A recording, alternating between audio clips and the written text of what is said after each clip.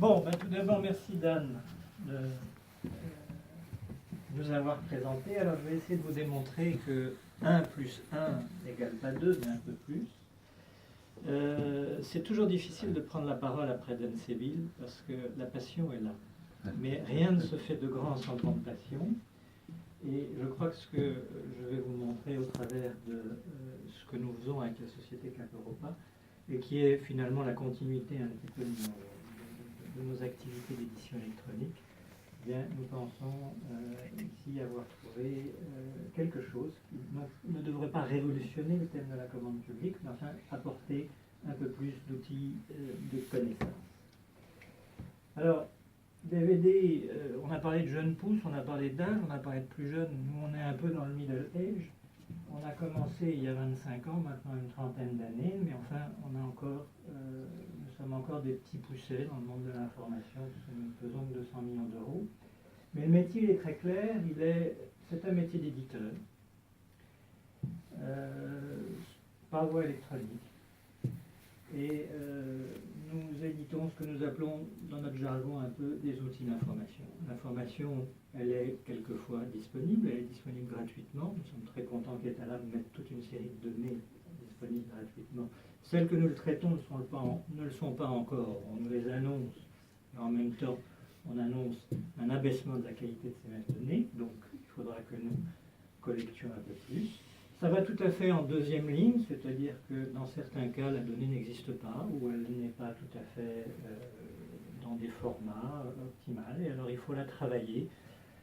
C'est peut-être de l'or noir ou de l'or blanc, mais il faut que le carburant, on va dire, soit utilisable. C'est un peu là notre métier. Je passerai sur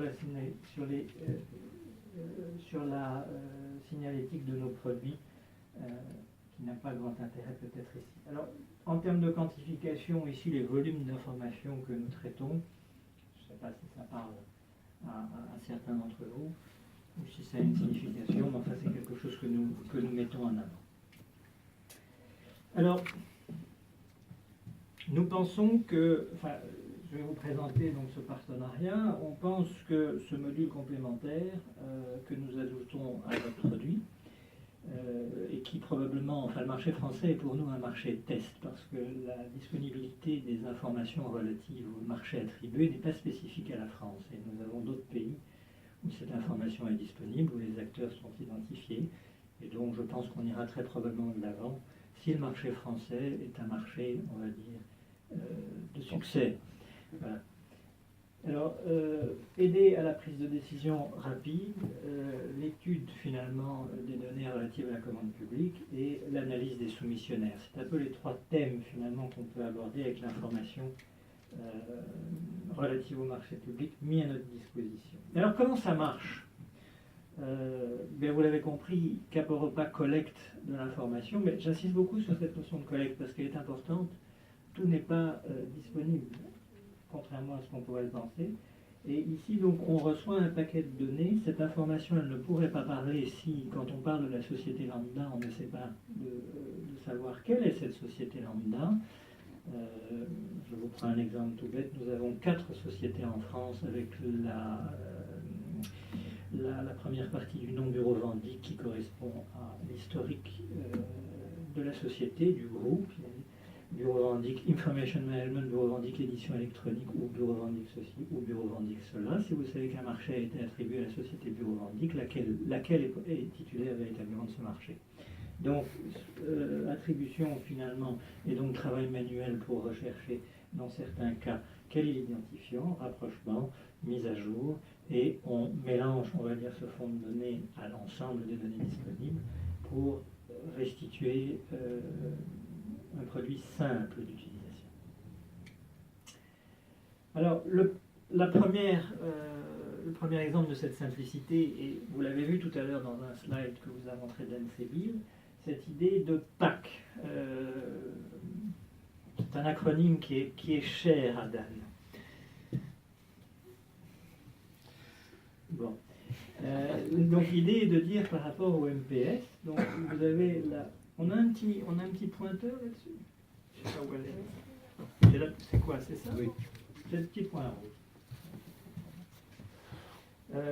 Donc vous êtes éventuellement dans l'interface CAP, que vous avez également aperçu tout à l'heure, ou vous êtes évidemment dans la base Diane marché public, et vous accédez directement à une fiche signalétique. L'idée est de dire, j'ai pas besoin d'être financier, bon, tout est indiqué, j'ai une gamme de couleurs, j'ai un petit graphe. Bon, ici on n'est pas sur des échelles, donc les courbes ne sont peut-être pas très significatives, puisqu'entre chiffre d'affaires et bénéfices, bien entendu, donc on devrait avoir affiché deux échelles de 1, mais vous en avez compris le principe. C'est de dire, rapidement, je peux me faire une idée. J'ai choisi, je suis acheteur public, je choisis telle entreprise soumissionnaire, voilà. Bon, c'est a priori vert, j'y vais.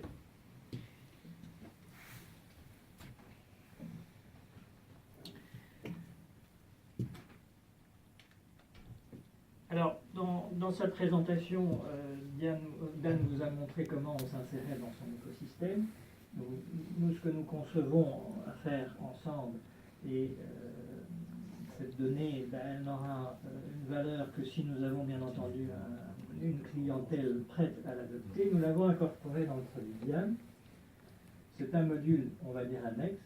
Donc, je vais vous présenter rapidement quelques grandes lignes pour que vous compreniez comment, en complément d'une information affichée de manière simple, on peut arriver à des choses peut-être plus sophistiquées en termes d'analyse ou de représentation de données, ce qui est un peu notre métier, et l'utilisation finalement que notre cœur de clientèle fait de ce type d'information. Alors, première chose, bon, on va illustrer par exemple cette information de manière cartographique. La cartographie et la comparaison sur une base de cartes est très chère, je crois, à l'État, pas seulement à l'État, je crois.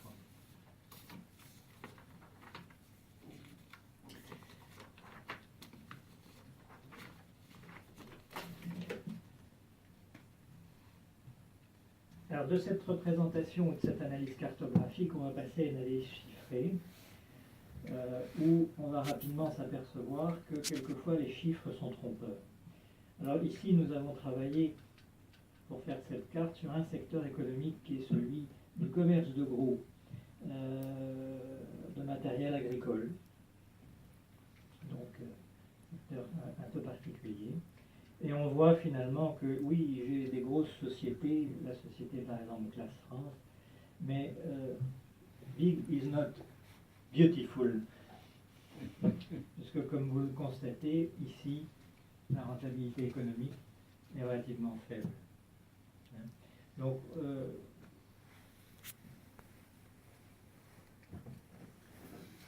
même type d'illustration sous forme circulaire. Des questions de concentration. On voit finalement rapidement ici que dans ce secteur économique, et on le verra très rapidement quand on aura remonté avec peut-être les imperfections, quand on aura des tranches de marché, quels sont les grands acteurs qui pèsent. C'est-à-dire je prends le marché dans le matériel agricole, j'ai des marchés publics, qui sont ceux qui pèsent les plus dans ce secteur économique sur les marchés publics. On voit donc une concentration ici. C'est pas les graphes, hein. Pas les derniers graphes, je crois. On voit que les 5 premières sociétés... Alors, oui, exact. Les 5 premières sociétés ici, donc, dont on arrive à classe réseau agricole, concentrent 25%. Donc le top 5 des sociétés concentre 25% du business. Donc secteur a priori concentré, on devrait pouvoir, en remontant les volumes d'achat, tirer ce type de conclusion. On ne sait pas, hein, ça dépend, hein, on verra ça.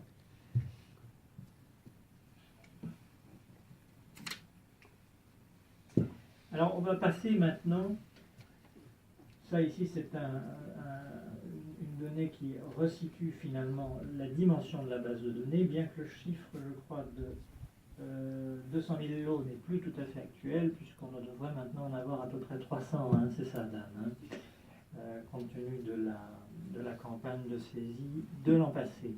Hein. Donc ça représente 2200 acheteurs. Donc la dimension que je ne vous ai pas montrée tout à l'heure, c'est une dimension, on peut travailler la base sous l'angle société, mais ici on va travailler la base, on pourra travailler la base sous l'angle, on le verra dans le slide qui suit, je suis une collectivité territoriale, je suis la collectivité territoriale A par rapport à la collectivité territoriale B, pour laquelle on dispose bien entendu d'informations, quels sont ceux qui achètent le plus, le moins, etc. etc. Donc, recherche sur base de marché, et puis illustrations diverses. Là, on a basculé finalement dans Diane pour vous montrer quelques écrans, puisque la donnée marché public est une donnée, grosso modo, disponible, parmi les données disponibles. Ici, on est donc sur l'entreprise Simon Motoculture, qui n'est pas invité. qui n'est pas invitée. C'est une maquette, hein, puisque vous le comprenez, ici la ligne est reproduite. Donc il y a des doublons dans les données que nous sommes en train de traiter. Mais cette société, et je crois que c'est l'essentiel du message qu'on voudrait communiquer, elle a également des directeurs, qui sont M. X ou M. Y, qui ont des mandats à droite et à gauche, et qui, dans le cadre qui ont possiblement, et on parlait d'innovation tout à l'heure, déposé des brevets. Donc c'est un tout. Hein. Et puis, c'est une idée chère à notre patron du marketing dans le cadre de la moralisation d'afficher, donc c'est un autre, les personnes qui, grosso modo, sont, suivant les nouvelles normes, considérées comme politiquement exposées. Voilà. Alors, si on doit reprendre ici les deux grands types, finalement, d'acteurs à qui se destine ce produit-ci, sont les acheteurs publics et les entreprises. C'est un peu une illustration des besoins auxquels nous pouvons répondre, tout en étant bien entendu conscients qu'un certain nombre de services existent, mais qui ne sont pas des services qui traitent de la donnée, donc une donnée factuelle. Dans notre métier, on appelle ça la donnée cold, mais qui parlent d'intelligence. Voilà, telle entreprise pourrait lancer tel marché. Nous voyons le marché dans un angle un peu différent. Voilà, quelles sont la réalité des chiffres au travers des informations mises à notre disposition. J'en ai terminé.